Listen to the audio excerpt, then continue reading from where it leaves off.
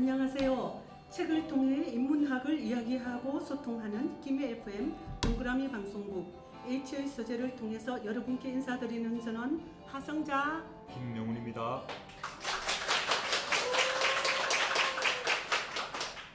어느 늦은 저녁 나는 흰 공기에 담긴 밥에서 김이 피어 올라오는 것을 보고 있었다. 그때 알았다. 무엇인가 영원히 지나가 버렸다고.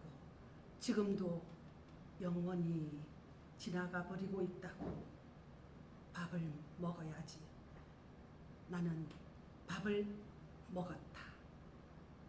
한강의 시 어느 늦은 저녁 나는 이라는 시입니다. 무더운 여름이 지나가 버리고 있다고 우리가 그렇게 생각해도 되겠지요. 오늘은 김해 FM이 지속해온 한여름 밤의 꿈 공개 방송을 통해 방청객 여러분과 함께 H의 서재를 진행하고 있습니다. 김명훈 작가님 인사와 함께 오늘의 책을 소개해 주십시오. 네, 반갑습니다. 저는 김명훈이라고 하고요. 작가라고 하기에는 좀 쑥스럽습니다. 작가는 아니고 그냥 어설픈 사람입니다. 반갑습니다. 오늘 책은 24년 노벨 문학상을 받은 한강 작가의 작별하지 않는다라는 책입니다. 참 노벨 문학상을 받은 것은 우리나라의 영광이기도 하고 또 우리나라에서 또 글을 다루는 여러 작가님들, 수많은 작가님들의 영광이기도 합니다. 저도 이게 글을 좀 쓰고 싶다 할 때는 노벨 문학상에 대한 제가 또 이런 기대를 하고 있었거든요. 저도 충분히 노벨 문학상을 받을 수 있다고 생각을 했는데 그런 결과와는 다르게 저보다 한 살 적은 1970년생 한강이 노벨 문학상을 받았습니다. 24년 10월 10일이죠. 네. 예, 그날 저녁쯤으로 아는데 그때 노벨 문학상 한림원에서 이렇게 또 수상 경위에 대해서 짧게 말을 했는데요. 어떻게 이제 수상 경위를 발표를 했냐면 역사적 트라우마에 맞서고 인간 삶의 연약함을 드러낸 강렬한 시적 산문 그러면서 이렇게 노벨 문학상 한림원에서 발표를 했거든요. 근데 제가 여기서 참 감명이라기보다는 참 이게 제가 이렇게 눈여겨본 게 있는데 강렬한 시적 산문이라는 그런 그런 말을 보고 제가 굉장히 내가 영감을 많이 받았습니다. 네. 이게 좀 한강 작가의 여러 책을 보면 좀 이렇게 좀 개인적인 경험이라든가 아닌 시가 참 이게 문장이 우리가 익숙하게 보았던 문장이 아니고 그냥 시적이고 아니면 이렇게 좀 뭐라 그럴까 좀 굉장히 함축적이죠. 그렇죠. 네. 안개를 덮는다 할까요? 그렇죠. 그런 문장들이 많거든요. 그래가지고 참 적절한 수상 경위가 아니었는가 저는 이렇게 생각합니다. 또 요번에 또 이렇게 24년 12월쯤에 또 계엄이 또 이렇게 또 터지는 바람에 또 한강 작가의 수상 소감이 또 많이 회자되었습니다. 그 수상 소감이 어떤 소감이었냐면 과거가 현재를 도울 수 있는가, 죽은 자가 산자를 살릴 수 있는가 하는 그런 수상 소감이 있었는데 그렇죠. 또 계엄과 맞물려서 여러 언론에서 이런 한강 작가의 수상 소감을 두고 계속 말을 해왔습니다. 5.18 운동을 겪으면서 계엄 사태를 겪으면서 희생당한 그런 죽은 자들이 또 24년 연말에 또 다가온 계엄에 대해서 우리 국민들이 다시 한번 일깨울 수 있게끔 그런 계기가 아니었나라고 생각됩니다. 그런 좀 어수선함, 사회적, 국가적 일의 어수선함을 좀 뭐랄까 정리해주는 수상이었다. 그렇죠. 마음이 어지러울 때, 우리 국민들이 다 혼란스러울 때 한강 작가가 노벨 문학상을 아시아에서는 최초의 여성 수상자인 이 한강이 우리나라 국민이라는 사실이 참 자랑스러웠습니다. 네. 그 2016년에 그 맨부커상을 그 수상했을 때 채식주의자로 맨부커상을 수상했을 때 저거 뭐 여러 사람들이 예상을 했습니다. 언젠가는 한강 작가가 우리나라의 최초의 노벨 문학상을 받지 않을까라고 이제 생각을 하고 있었는데 그게 이제 시기적으로는 너무 좀 빨랐다는 생각이 들기도 하는데 그만한 또 실력이 있으니까 한강 작가가 그 24년에 노벨 문학상을 수상하지 않았나 많은 작가들이 예상을 하고 있었거든요. 예. 저 아무 문외한인 저조차도 한강 작가가 노벨 문학상을 받을 가능성이 크다고 저는 생각을 하고 있었습니다. 예. 근데 이제 그게 24년이었던 거죠. 몇 네. 년째 도전하고 있는 일본의 무라카미 하루키라든지 세계 유명한 작가들이 좀 실망했을 겁니다. 우리 한강 작가가 수상을 하니까 네. 아무리 도전한다 해도 때가 그하도다. 정말 때가 있는 것 같아요. 우리 그 1909년에 셀마 라게를레프가 닐스의 신기한 모험이라고 그 책으로 세계 여성 문학가로서는 최초의 노벨 문학상 수상자입니다. 예, 말씀드렸던 아니 에르노가 최근에 2018년 단순한 열정 그런 빈 장롱 그런 작품들로 수상을 했고요. 또 우리 한강 작가와 그런 어떤 지역의 문제, 미시적인 어떤 그런 문제를 세계로 이끌어낸 스베탈라나 알렉시에비치가 전쟁은 여자의 얼굴 하지 않았다 등 작품으로 2015년인가요? 노벨 문학상 여성이 수상했습니다. 우리 한강 작가 정말 대단합니다. 네, 대단하죠. 저는 정말 제가 뭐 여성 남성을 떠나서 한강의 문장을 문장력 시적 산문이라 하지만 그 산문 속에 들어있는 강한 어떤 힘, 한 문장 한 단어에 얼마나 많은 수면 아래 물질이랄까요? 많은 수면 아래 많은 그 물풀이나 고기나 있듯이 한 단어 속에도 그런 걸 함축하고 있는 한강의 문장력, 산문이 정말 굉장하다고 생각합니다. 네. 이 작별하지 않는다 이 소설은 2021년에 발표가 되었는데요. 그때 그 한강 작가를 그 매달아 놓았던 하두랄까요? 네. 이 이제 글을 쓰게 된 계기라든가 그 계기가 있었는데 그 하두가 뭐였냐면 세계는 왜 이토록 폭력적이고 고통스러운가? 동시에 세계는 어떻게 이렇게 아름다운가? 라는 그 하두를 붙잡고 이 작별하지 않는다를 썼다고 이렇게 밝히고 있거든요.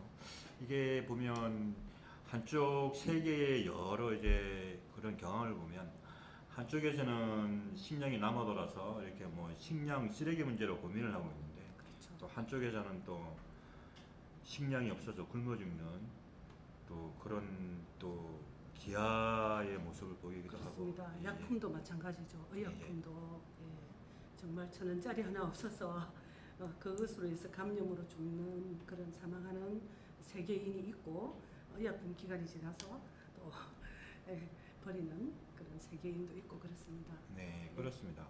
그리고 한강 작가의 그 목적은 그런 것 같아요.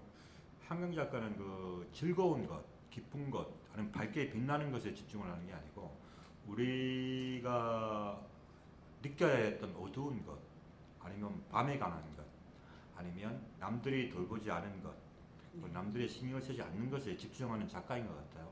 그래서 이 작품들을 보면 뭐 소년이 온다, 채식주의자, 뭐 작별하지 않는다도 그렇고 그렇죠. 흰이라는 소설도 있고요. 네. 히라버라는 사전. 소설도 히라버 사전이라는 네.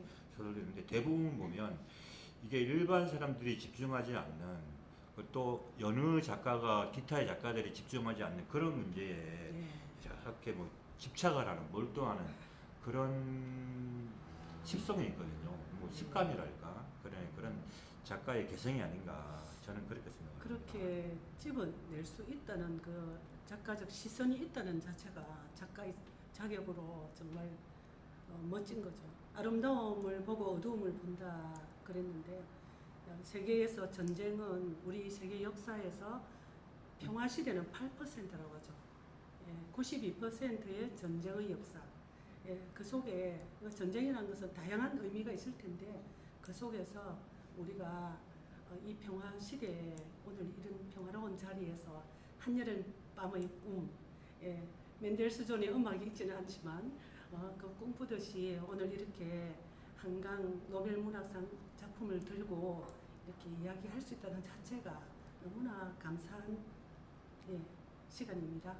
예, 그 전쟁이라는 것도 과거에는 생존의 문제였는데 요즘의 전쟁은 정치적인 문제, 또 정치적인 종교적인 문제가 많이 경제가 썩 밑바닥에 섞여 있잖아요. 예. 그래서 참 요즘 전쟁은 그냥 어느 정치자가 그냥 정신 나간 정치가가 맘만 먹으면 그냥 손쉽게 전쟁을 일으킬 수 있는 시대가 되었다. 그런 또 생각도 해보게 되고요. 그 2017년이죠. 2017년에 네. 그 소년이 온다라는 소설이 발표가 되었는데, 네. 그 아까 그 노벨 문학상 수상 경위에 대해서 한림에서 발표한 그 역사적 트라우마에 맞서고 인간 삶의 연약함을 드러낸 강렬한 시적 산문이라는 그런 경위가 2017년에 발표된 소년이 온다에 잘 드러나지 않았나. 그렇습니다. 그렇습니다. 그죠? 아까 말씀드렸던 예. 과거가 현재를 도울 수 있는가, 죽은 자가 산자를 살릴 수 있는가를 고민했던 예. 그 한강 작가의 아포리즘이 그 작년에 아니면 올해까지 계속 연결되고 있는 그렇습니다. 그런 사인 것 같습니다. 예, 이 작품을 쓴 하나의 동기부여가 되었기도 합니다. 자, 이쯤에서 저희들 음악 한 곡 듣고 가겠습니다. 그 부부 밴드의 이은수 가수님의 노래입니다.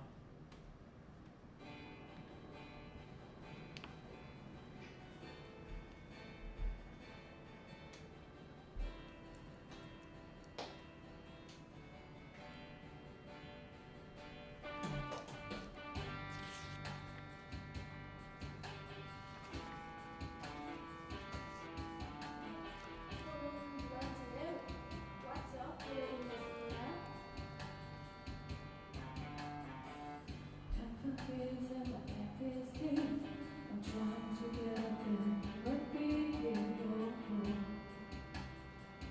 for destination. I realized quickly when I knew I should that the world was back off to the struggle of man.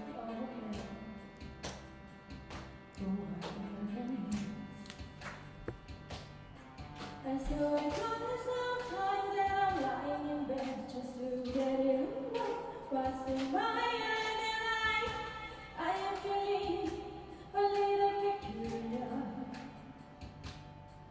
And so I'm awake in the morning and I step outside and I take a deep breath and I get really high and I scream from top of my lungs, what's going on?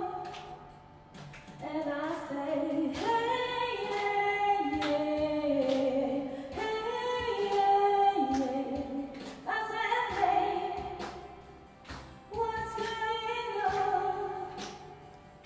And I say, hey, yeah, yeah, hey, yeah, yeah. I said, hey, what's going on?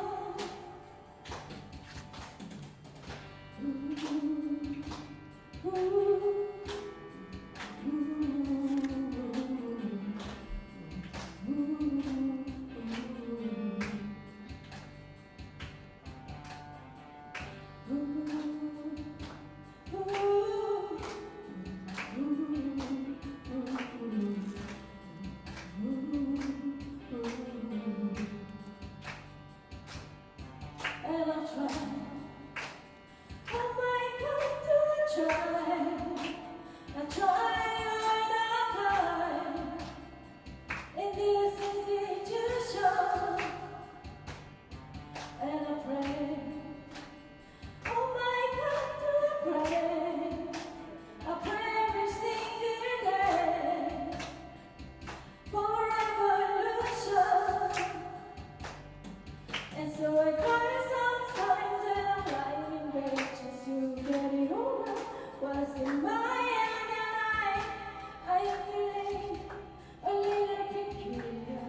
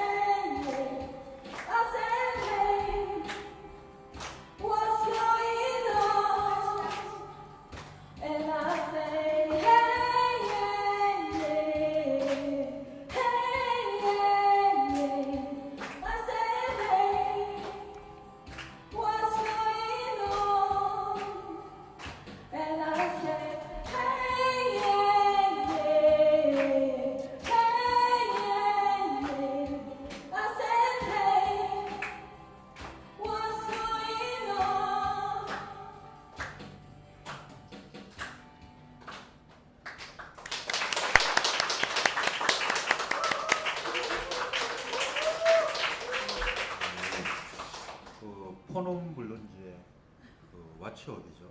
도대체 무슨 일이냐는 그런 제목을 가지고 있는데 우리 그 이윤수 가수님께서 저 불러주셔서 더욱더 좋은 것 같습니다. 자, 그러면 이쯤에서 한번 그 작별하지 않는다의 줄거리를 한번 우리 하성재 작가님께서 정리하셔서 한번 이렇게 읽어주시는 시간도 좋지 않을까요? 예.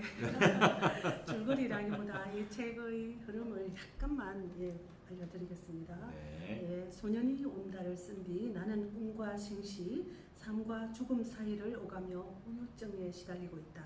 소설은 썼던 내가 홀로 제주를 찾아 그곳에서 벌어진 참상의 진실에 다가가는 고행과 기억의 순례를 중심에 놓는다. 이를 통해 학살로 죽어간 사람들의 참상, 와중에 살아남은 자들의 고통과 잊지 않으려는 고통에 대한 기록이다. 그 책을 낸 뒤 고통과 악몽에 시달리던 나는 어느 날 친구 인선에게서 집에 홀로 남은 새를 돌봐달라는 부탁을 받고 제주를 찾는다. 다큐멘터리 작가인 인선은 나와 함께 계획한 검은 나무들을 심는 프로젝트를 혼자 추진하다가 기계톱에 손가락이 잘려 병실에 누워있다. 폭스를 뚫고 죽을 고비를 넘기며 우여곡절 끝에 제주 인선의 집에 도착한 나는 이미 죽어버린 새 아마를 땅에 묻고 혼미한 상태로 생사의 경계를 헤맨다. 삶과 죽음, 꿈과 현실의 경계에서 인선의 혼을 만난 나는 인선과 함께 4.3과 보도연맹 학살로 가족을 잃은 인선의 엄마 강정심의 오랜 견딤과 기다림을 접하며 땅에 파묻힌 참상의 흔적과 죽은 자들에 대한 기억에 다가간다. 작품은 제주 4.3에 대한 소설이거니와 아니기도 하다. 무엇보다 이 소설의 초점은 제주 4.3에 대한 문학적 리얼리티 혹은 기억에 대한 정언에만 머물지 않는다. 소설에서는 그보다 고통을 직접 몸으로 겪으며 그 악몽의 중심으로 다가가 역사적 트라우마와 만나는 나의 고통스러운 여정이 전면에 부각된다. 따라서 소설은 제주 4.3 서사에 대한 사건의 진상보다는 그와 연루된 자들의 생생한 고통 그 자체다.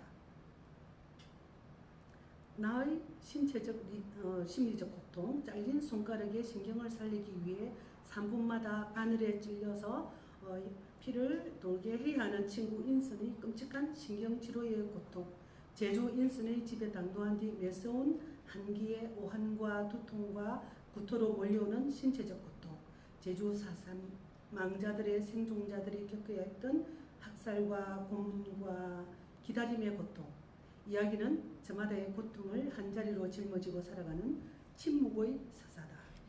네, 이렇게 정리를 해보겠습니다. 네, 작별하지 않는다에 등장하는 인물들을 보면 다 여성입니다. 그 주인공 경아와 또 다른 주인공인 인선, 또 인선의 어머니에 대한 강정심이라는 우리 강정심입니다.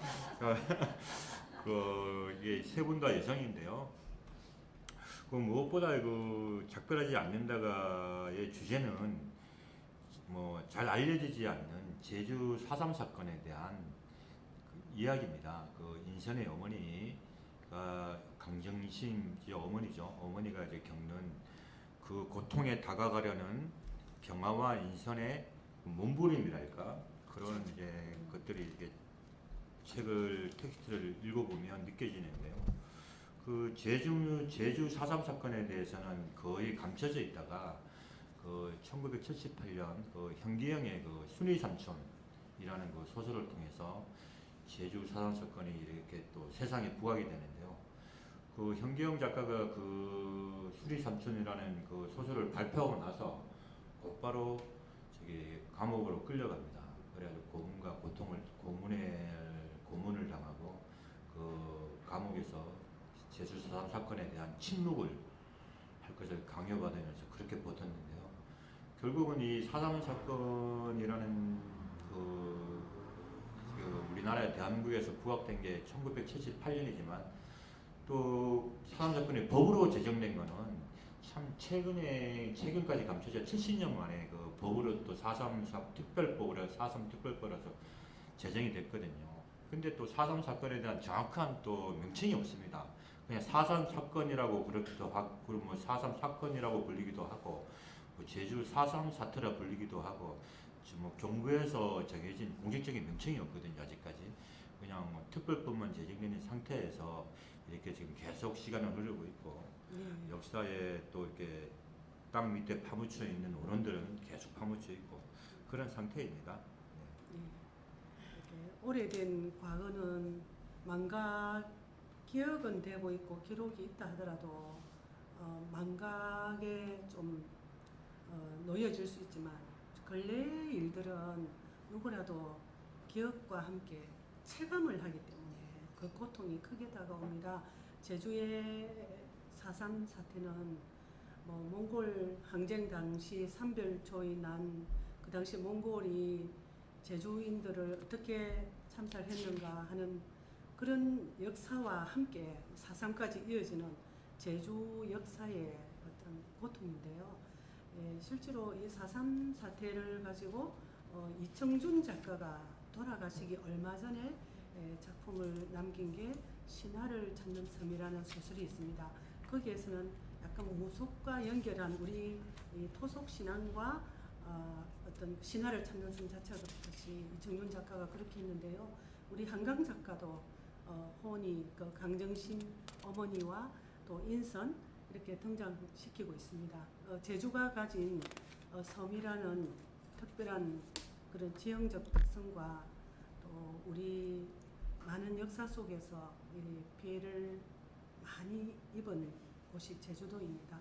유배지로도 정말 제주에 가면 다시는 돌아오기 힘든 거라고 그렇게 아주 최고의 힘든 유배지가 제주였던 그런 시대도 있었지 않습니까? 그렇죠. 그래 제주가 지금 우리가 낙원처럼 찾아가지만 찾아갔을 때 그 낙원 뒤에 숨은 그런 아픔들도 짚어보는 그런 예를 될 수도 있겠습니다. 네, 그렇죠. 네. 아까 그 하 작가님께서 줄거리를 읽어주셨지만 줄거리 속에 나오는 그 경아의 친구 인선이 이제 손가락을 잘리지 않습니까? 목공 작업을 하다가 이제 급히 제주에서 이렇게 서울로 옮겨져서 수술을 받고 치료를 받는데 그 3분마다 이 잘린 손가락의 신경을 살리기 위해서 3분마다 그 손가락에 피를 빼거든요.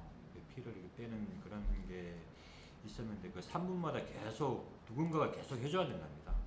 근데 그 해줘야 되는데 그런 3분마다 해야 된다는 그런 예를 소설 속에 써놓은 한강은 왜 그런 3분마다의 신경치료의 고통을 얘기했을까? 예.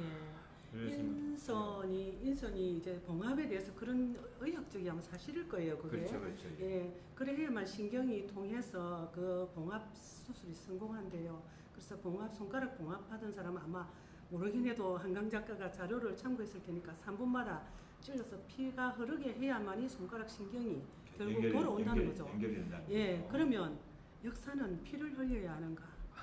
예, 늘 고통스러워야 하는가? 그 3분마다, 3년마다도 무서운데 30년마다도 무섭고요.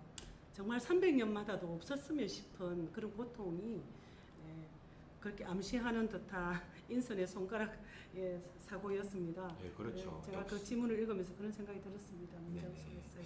예, 고통에 다가가는 그런 역사는 끔찍하지만 네. 어쩔 수 없이 우리가 고통을 감내하면서 견뎌내야 하는 게 우리 또 현대적인 인문학을 사랑하는 사람들의 고통이 아닐까라는 생각도 하게 됩니다.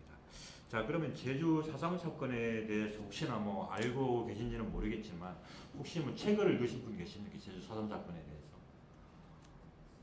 하면 아무도 없으시겠죠?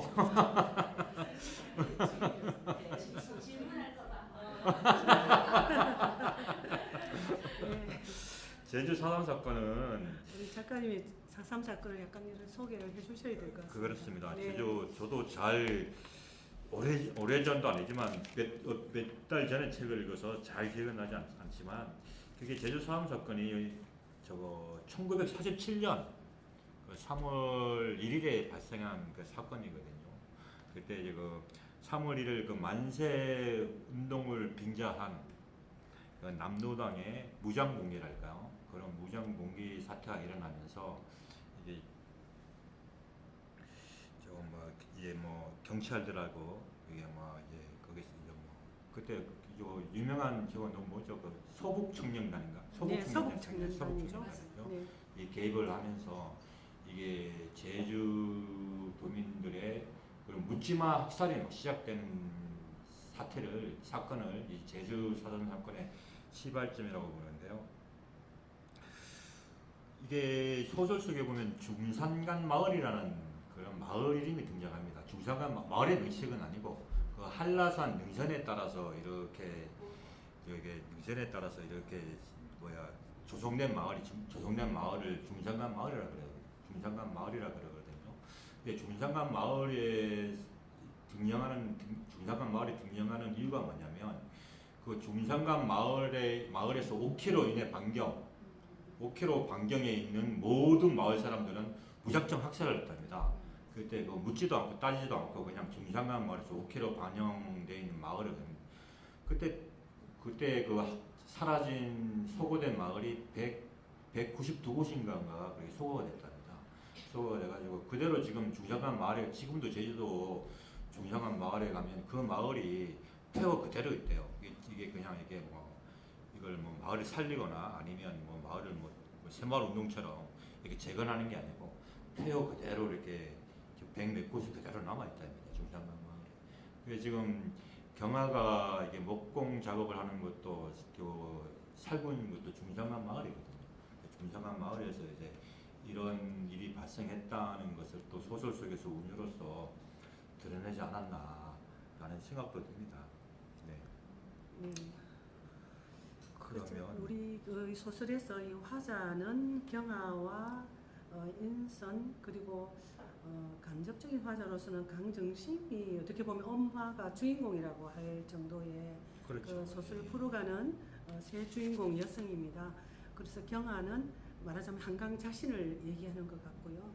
인선은 이제 그 소설 속에 나오는 봉합 수술을 받은 그 사진 작가면서 다큐멘터리 작가죠. 예, 다큐멘터리 작가면서 목공의 예술가이고 강정심은 제주도 토박이로서 4.3 사건의 어떤 이야기들을 풀어가는 어떤 그런 고발하는 사람. 강정심을 인성과 경화를 통해서 강정심의 이야기가 풀려져 나오는 그런 책의 스토리입니다. 전체적으로 그렇게 흘러갑니다. 네, 작별하지 않는다를 보면 중요한 키워드가 있습니다. 새도 등장하지만 무엇보다 중요한 키워드는 눈인데요. 이게 눈을 통해서 보여지는 이미지가 많거든요. 그 눈을 통해서 물론 뭐 주인공이 죽을 위기에 몰리기도 하고 또 눈을 통해서 그 중산간 마을까지 가는 요 정도 참 고통스럽게 펼쳐져 있습니다. 눈을 통해서 이렇게 보면 또 인선이 또 가출을 하거든요. 인선이 고등학교 때 가출을 하는데 그 심신이 지친 나머지 피로가 지친 나머지 추락사를 당하게 됩니다. 추락사가 아니죠.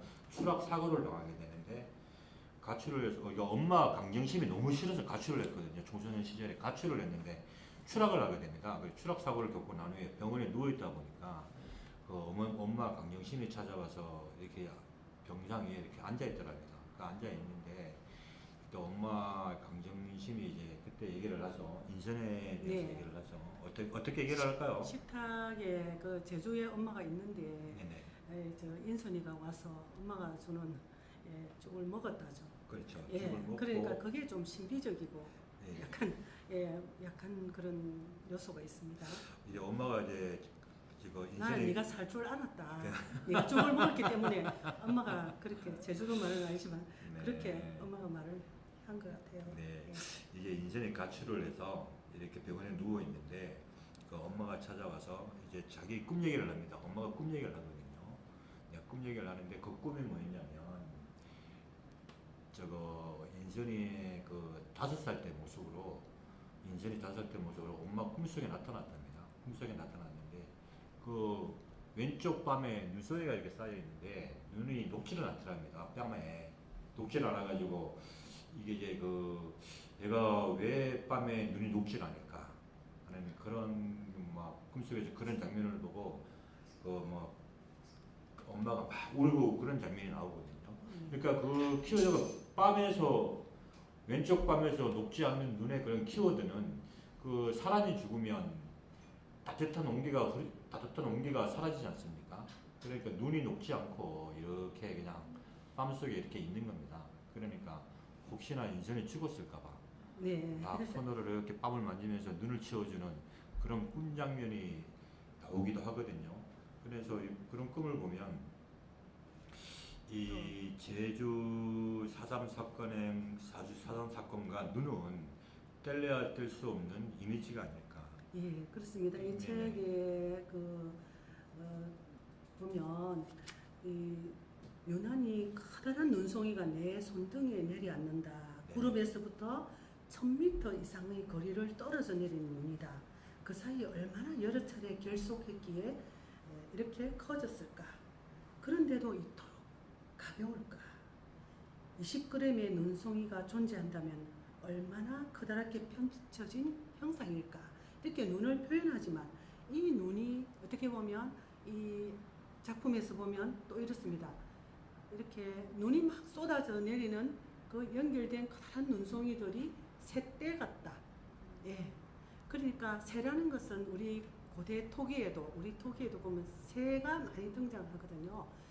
이 세상과 저 세상을 연결하는 이어주는 연락자 역할을 하는 게 새라는 그런 이야기가 있는데 어쨌든 이 새를 작가는 등장시켜서 새와 눈을 어떻게 보면 연결하고 대비시키기도 하고 그렇습니다. 그래서 그 눈이 사실은 그 엄마의 강정심의 회고에서 나오지 않습니까? 그렇죠. 강정심의 강정심을 이 딸인 인선이가 다큐멘터리로 제작할 때 남이 아닌 어머니를 뭡니까 그 자기가 어머니를 뭐랍니까 그 용어가 생각이 안 나노. 저기 맞아요. 예, 그렇게 다큐멘터리 제작의 대상자로서 선택해서 엄마가 인터뷰이를 엄마를 정해서 하는데 이 엄마가 그러거든요. 그 자기 언니 17살, 자기는 초등학교 6학년이던가요? 그래서 자기와 언니가 당숙내로 심부름을 갔다 와 보니 다 죽어 있는 거예요. 운동장에. 그렇죠. 다 죽어 있는데 엄마 아버지 시신을 찾기 위해서 그 어린 꼬마들이 여자아이들이 시신을 뒤적거리는데 눈이 얼굴에 탁 덮여 있는 거예요. 그래서 손을 댈 수가 없어서 손수건으로 눈을 막 트는데 언니가 트는데 내가 도와줘야 하나 이런 생각하면서 결국 그렇게 그 눈을 치워서 부모님과 동생 찾아낸 거죠. 그런데 오빠와 막내가 없었어요. 그렇죠. 그래서 사라졌죠. 오빠는 원래 우리 학교에 그 뭡니까 달리기 릴레이 대회를 하면 마지막 주자였대요. 그래 우리 오빠는 분명히 달아났을 거야. 이렇게 생각하는데 막내는 도대체 어떻게 되었을까 이렇게 생각하죠. 거기에도 눈이 등장하는 거죠. 시신을 덮고 있는 눈은 내려서 세상을 완전히 덮어버립니다. 덮어버려서 깨끗할까요? 눈 아래의 세상은. 예. 그래서 이 눈이 시사하는 바가 눈이라는 이 단어와 새라는 단어가 이렇게 대비되거든요. 날리면서 새같이. 예. 그래서 이 눈이 참 슬프면서도 또 기쁘면서도 많은 이런 고통과 환희. 그러니까 오빠가 없었으니까 기쁨이 있죠. 아, 우리 오빠는 살아있겠구나. 오빠는 달리기 원래 잘했어. 분명히 달아났을 거야. 라는 그런 안도, 그리고 슬픔이죠. 온 운동장의 시신이었으니까요. 그래서 그 아이들이 겪었던 엄마의 어떤 회상이 이 인터뷰에서 나타납니다. 그럴 것 같아요. 인간은 고통을 당하면 무엇보다 이렇게 희망을 먼저 찾아내는 존재인 것 같아요.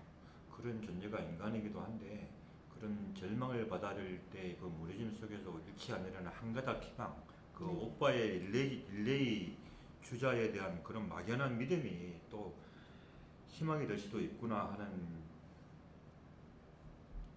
뭐 기도도 있지만 네. 그게 또 큰 슬픔이 되지 않을까.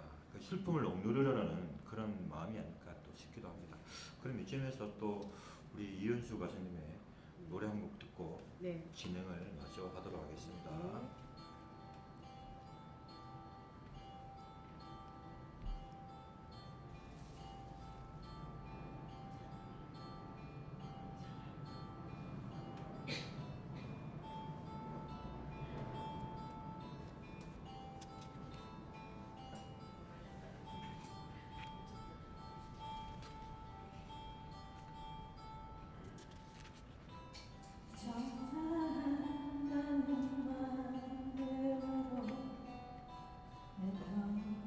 두 번째니까 세 번째로 들어가네. 당내린 채로 아직도 남아있는 너의 향기 내 텅빈 맘안에 가득한데 이렇게 홀로 누워 점점 일본이 하나 더 있는데. 하나 더 있는데. 있고. 너의 모습 잊으려 돌아누운 내 눈가에 말없이 흐르는 입술 방울을 지난 시간은 추억 속에 묻히면 희망인 것을 나는 왜 이렇게 긴 맘을 또 잊지 못한 샘물까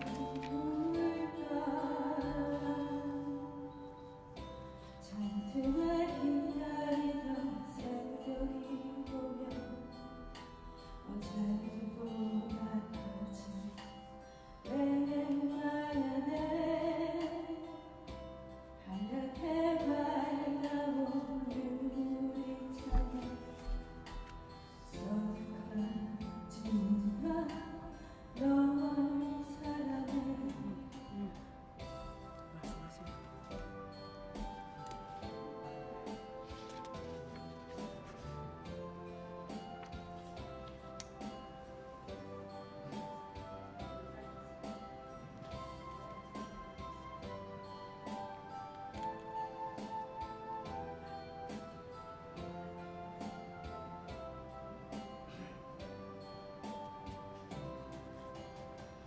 밤하늘에 빛나는 수많은 별들 저마다 아름답지만 내 맘속에 빛나는 별 하나 오직 너만 있을 뿐이야 잔뜩 날 기다리던 새벽이 오면 어제보다 커진 내 방 안에 하얗게 밝아온 유리창에 써가지마 널 사랑해 하얗게 밝아온 유리창에 써가지마 널 사랑해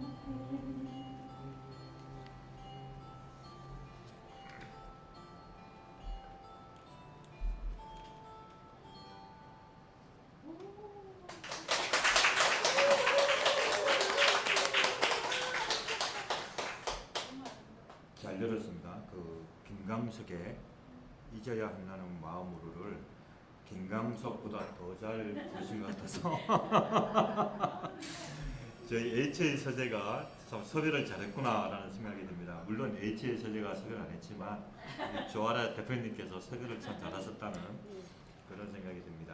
제가 짤막한 문장을 하나 읽어드리겠습니다. 제주 지방법원 203호 법정 재판이 있는 날이면 법정은 기업 투쟁의 장이 된다. 우리나라 사법사상 유례가 없는 재심 재판이 펼쳐진다. 행방불명된 희생자들은 배우자의 아들, 딸, 형제, 자매들의 입을 통해 70년 전의 불법적인 재판과 그 속에 감춰진 4.3의 진실을 법정으로 불러냈다. 죽은 자들은 산자들의 입을 빌려 법정에서 진실을 증언했다. 아버지의 얼굴도 모르는 아들, 딸들이 형제, 자매가 희생자의 대리인으로 야만의 시대를 증언했다. 유족들에게 법정은 회원의 가슴 켜켜이 쌓여 피멍울이 된 트라우마를 치유하는 무대였다. 그들의 법정 증언은 대서사이자 장편 다큐멘터리가 됐다. 이게 호준 기자죠. 호준 기자가 쓴 그 제주 4.3 기나긴 침묵 밖으로라는 루포에서 제가 이 문장을 빌려왔는데요. 이게 사람들의 말이라는, 특히 법정에서 쏟아지는 말이라는 것들이 뭔가 하나의 한풀이가 되지 않을까, 그죠? 그렇죠. 그런 또 생각을 또 불러일으키는 문장 같습니다. 네. 침묵하고 있다가 드디어 이렇게 침묵을 깨트려도 되는 순간이 왔을 때 얼마나 하고 싶은 말이 많겠습니까? 아무리 쏟아내도 그 시간을 보상할 수가 없겠죠. 저희 김해 시민으로 계시는 제주도 출신 할머니 한 분도 아기 때 엄마 가슴에 안겨서 젖을 먹고 있는데 총알이 이 아기의 가슴을 착 스쳐 지나서 살한 거예요. 그래서 저희 이웃인데 4.3 사태 피해자로서 그 당시 정원자와 이렇게 해서 피해자로 이제 그런 대상이 되었더라고요. 바로 옆에 그 피해자가 있다는 사실에 저는 참 4.3 사태 그 4.3에 대한 발기인하고 처음에 창립할 때 참여하면서 그 사건의 전말을 누구보다 좀 빨리 아는 편인데 이웃에 그런 분이 있으니까 더 그게 절실하더라고요. 그런데 80이 넘어도 그 상처가 얼마나 총알이 싹 스쳐간 그 상처가 빗금처럼 착 나타나있기 때문에 참 깜짝 놀랐고 우리 옆에 그 고통이 함께하고 있구나라는 걸 생각했습니다. 그 죽음의 기억은 그 냄새와 같아서 쉽사리 그 지워지지 않는 것 같아요. 네. 항상 저도 이렇게 뭐 어렸을 때 물에 빠져 죽을 뻔한 그런 기억이 있거든요. 그게 꼭 냄새 같아서 그 냄새처럼 이렇게 제 기억에 남아 있습니다. 하물며 그런 학살의 현장에서 살아남으신 그런 할머니는 그 어떤 냄새를 맡으시는지 모르겠지만 참 참혹한 냄새가 아닐까. 네, 그렇죠. 아기라서 알지는 못했겠지만 그 부모한테는 그 아기를 살려냈을 때는 부모가 신경을 쓰지 않았겠습니까? 그렇죠. 저 쓸모없는 아기였기 때문에. 그런데 그 상처가 이렇게 지금 건 70년 흐르도록 지금 이제 남아 있으니 참 아픈 역사입니다. 4.3은 작별하지 않는다가 4.3에 대한 이야기면서 그 어머니 인선의 어머니 중심으로 이렇게 사건을 회상하고 풀어내는 그런 분위기가 있거든요. 그렇죠. 그 막내 동생 아까 운동장에서 못 찾았다 했잖아요.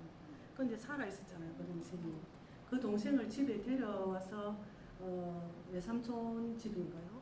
데려와서 아기가 숨만 헐떡헐떡 쉬니 동생이 쉬니까 이 정심이 엄지손가락을 깨물어서 이 아기라서 이가 하나 빠진 거예요. 빠진 사이에 손가락이 쏙 들어가는 거예요. 그리고 그 피를 애가 엄마 젖꼭지 같으니까 쪽쪽 빨아먹는 그럴 때 자기는 너무너무 기뻤던 거예요. 이 엄마가. 그 정심, 그러니까 인선의 어머니죠. 이 정심은 내 동생이 이거를 먹으면 살 수 있겠구나라는 생각이 들어서 너무너무 그 아이가 빠진 이 사이로 엄지손가락을 넣었을 때 아기가 쪽쪽 빠는 그거를 이렇게 묘사하고 있거든요. 그래서 참 이런 묘사 자체도 너무나 청취하지 않으면, 그러니까 한강 작가가 제주도에 아까 제가 말씀드렸던 이웃 사례처럼 많은 사례 조사 중에 하나일 거라고 생각하는데, 참 그걸 생각하면 정심이라는 사람을 통해서 표현은 되었지만 분명히 누군가의 정언일 거거든요. 그렇죠. 예, 참 증언이죠. 예. 그런 누나들이 많이 있었을 겁니다. 그 당시에. 지금 뭐 제가 그 한강 작가가 그 작별하지 않는다를 쓸 때 그 한강 작가가 읽었던 책들이 아마 여기에 작별하지 않는다는 말미에 네. 있는가는 모르겠는데 네, 읽었던 맞습니다. 책들을 보면 제주 4.3 사건에 대한 역사 기록물이라든가 뭐 룩보라든가 그런 것들을 다 읽었더라고요. 물론 그게 뭐 전체적으로 드러나지 않았지만 한 개인의 삶을 통해서 이렇게 그런 역사들을 재현을 한다든가 또 체현한다든가 자기 스스로 이렇게 몸을 체현한다든가 그 막 눈밭에서 이렇게 죽을 고비를 넘기는 그 경하의 장면이 나오지 않습니까? 네. 책을 다 읽으셨겠죠, 여기 계신 분들은. 물론 안 읽는 걸로 알고 있지만 그런 장면이 나옵니다. 뭐 눈밭에서 거의 읽으셨을 뭐 거예요. 뒹굴고 막 이렇게 막 헤매는 그런 장면이 나오거든요. 네. 그게 아마 제주 4.3 사건을 몸으로 이렇게 체현하는 그런 경위가 아닐까. 네, 경화가 저는 이렇게 예, 근천에 그런- 떨어지죠. 눈 속으로 떨어져서 그렇죠. 체험하는데, 실제로 그 인선이 제작하는 다큐멘터리에 엄마가 또 하는 말이 있어요. 제주도 방언으로 속솜허라, 속솜허라, 숨소리도 내지 말아라, 소리 내지 마, 아무 소리 내지 마, 조용히. 그건데 제주도 말로 하면 속솜허라인가 봐요.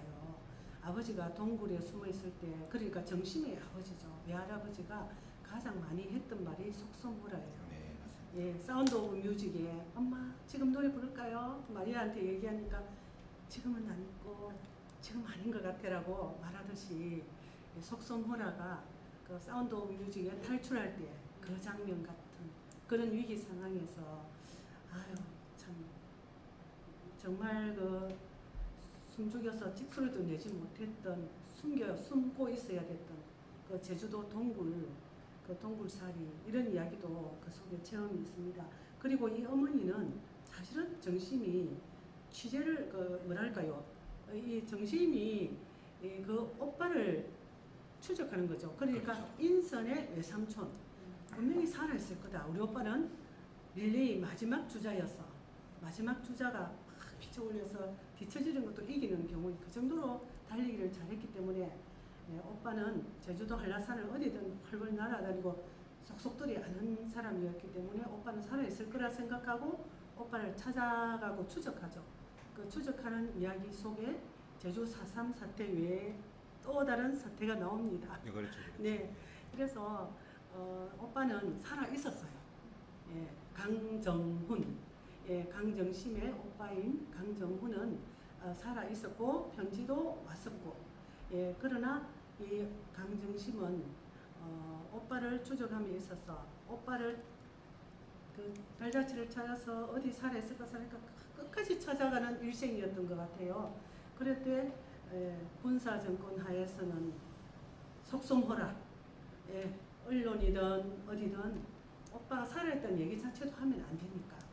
그래서 속솜하고 있었지만 물 밑으로, 눈에 덮인 하얀 어떤 그 시대의 우리 세상이 하얀 눈으로 덮인 아름다움이었다면, 그 눈 아래서 이 정심은 오빠를 찾아서 눈 아래 그 어떻게 보면 지저분함도 다 덮고 가잖아요. 우리의 발자국, 못난 발자국도 덮어주고요.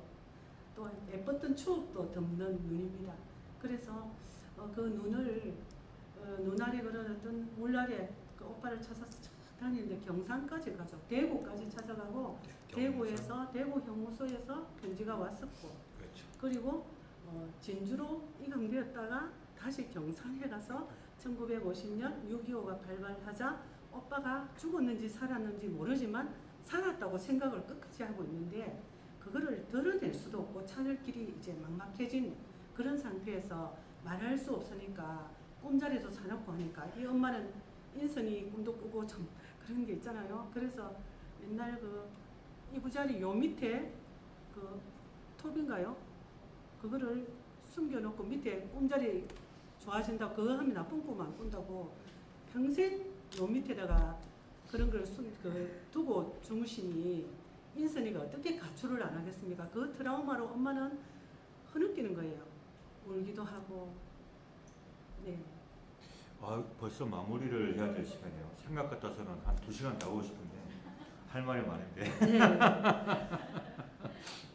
그래서 이 마무리를 약간만 하자면 그렇게 이속되어서 이 오빠가 이송된 그날을 제삿날로 하자 해서 제사를 지냈던 것 같아요. 그래서 정심은 그렇게 약간 치매가 걸려서 인선을 그 오빠로 착각하기도 하고 동생으로 착각하기도 하고 그러면서 엄마는 비몽사몽간에 그렇게 치매에 걸려서 그런 고통 속에서 결국은 돌아가셨는데 그 돌아가신 뒷자리를 인성과 화자인 경아 그러니까 한강 작가가 이렇게 정심의 기록들, 신문 기사들 그런 편린들을 찾아내어서 이 책을 만들었다 이렇게 생각하시면 되겠습니다. 네, 그리고 이게 책의 마지막 말미를 보면 그 서울에 있던 서울 병원에 있던 경아가 아니 인선이 뜬금없이 제주도에 있는 집으로 찾아오는 장면이 있거든요. 근데 그 인선이 죽은 유령인지 아니면 경아가 죽었는지 그 유령끼리 만났는지 뭐 그런 장면이 나옵니다. 참 헷갈리는 장면인데 그 보면은 저는 또 그 장면을 보고 어떤 생각이 들었냐면 그 왜 불교에서 말하는 그 49제 있지 않습니까? 그 죽은 사람들이 머무는 곳 그거를 뭐 중류라고 하는데 뭐 바르도라고 하죠. 그 바르도 테돌이라는 책이 있는데 티베트 그 사자에서라는 그런 책도 있습니다. 그 경선과 인선이 만난 곳이 혹시 죽은 자들이 머무는 중류가 아닐까 그런 생각이 들기도 합니다. 네. 중류의 세계를 주인공 경아가 헤매지 않았나 그런 생각이 들기도 하고 제가 그래서 그 마지막 작별하지 않는다 책을 읽고 쓴 소감이 있는데요. 그 쓴 소감 중에서 마지막 소감을 제가 읽으면서 오늘의 방송을 마무리해야 될 것 같아요. 네. 그러면 제가 마지막을 한번 읽어보겠습니다. 이게 박상용의 죽음의 한정구에 나오는 문장이거든요. 그 문장을 빌어서 작별하지 않는다 마지막 메모리 멘트를 함께 할까 합니다. 어찌해서 모든 생명들은 독수리나 사자나 상어의 형태에 제휴하지 못하고 지렁이며 빈대며 곰뱅이 따위에 몸을 빌리지 않으면 안 되며 어떻게 저 빈 그릇과 흐르는 생명은 서로 화합할 수 있는가. 하지만 이런 문제들을 풀기 위해서는 다시 어머니의 뱃속으로 들어가 보는 수밖에 없으리라. 그리하여 한낮 한이바람으로 불렀던 자기가 어떤 이지에 의해서 자기의 형태를 입혀주는 그 어미의 자궁으로 들어갔는가를 열심히 살펴보는 수밖에 없으리라. 바르도로 가자. 아우 바르도로 가자. 망자들의 49의 객숙소. 그래서 운명들이 산지 사방으로 8만 유종으로 헤어져가며 흔드는 손들을 보자. 하직하는 손두리에 떨어지는 눈물들. 그 눈물 위로 번지는 어두움을. 그 어두움을 통해 어머니들의 사타구니가 환하게 열리는 것을. 그 모두를 보기 위해 바르도로 가자. 아우 바르도로 가자. 바르도. 네. 네. 네, 그러면 마지막 멘트하고 네. 마치도록 하겠습니다. 지금까지 하성자 김명훈이었는데요. 제가 오늘 그 책을 통해서 공개 방송을 했는데 어떻게 뭐 들으셨는가? 뭐 주무시는 분도 계시고, 뭐 딴짓하는 분도 계시고. 작별하지 않는다는 정말 인간애와 인류의 간절한 사랑입니다. 네. 예. 그러면 작별하지 않는 거죠, 사랑과. 많이 덥습니다. 지금 제가 좀 온몸에 땀이 막 흐르고 있는데요. 자, 그러면 우리 이제 공개 방송 마무리를 해야 되겠죠? 네. 그러면 이제 마무리를 하면 마지막 이제 그 가수분께서 기다리고 계신데 가수분 노래를 듣기 전에 네. 저희가 마무리 멘트를 하고 마치도록 하겠습니다. 자, 오늘 진행한 책은 노벨 문학상을 수상한 작가 한강의 작별하지 않는다였고요. 자, 우리는 작별하기 싫은데 작별을 해야 되겠죠? 네. 그러면 지금까지 제작 김해 FM 동그라미 방송국 HSJ 진행의 김명훈 하성자였습니다. 여러분 네, 감사합니다. 네.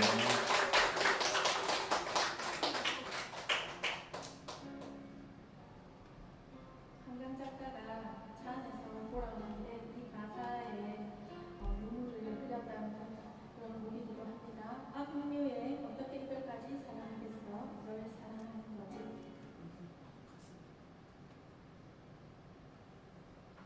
그러면 자꾸 물러나 내가 없이 혼자 걷는 널 바라본다. 자리여 저 너의 분명 흑백거리 가는데 뒤돌아본다. 그때 알게 되었어. 난 너 떠날 수 없다는 너. 우리 사이에 어떤 힘든 일도 이별보다 버틸 수 있는 것들이었죠.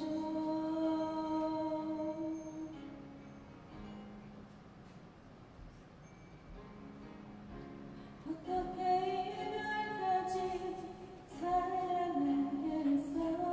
넌 사랑하는 거지. 사랑이란 이유로 서로를 포기하고 찢어질 것 같지. 아파할 수 없어 난.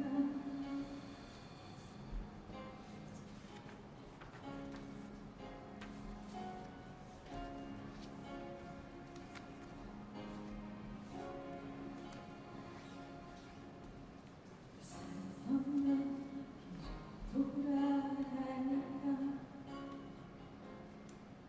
정말 짙은 도로 위에 걸음을 보게 된다. 말로 바라보며 주말 분위기를 비춘 너 모습을 보다 그때 알게 되었어. 난 너 갈 수 없다는 걸. 한 발 한 발 이별에 가까워질수록 너와 맘만 잡은 손이 사라지는 것 같죠.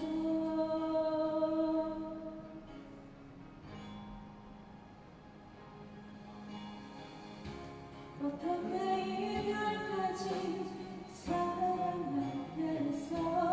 널 사랑하는 거지. 사랑이란 이유로 서로를 포기하고 찢어질 것 같지. 아파할 수 없어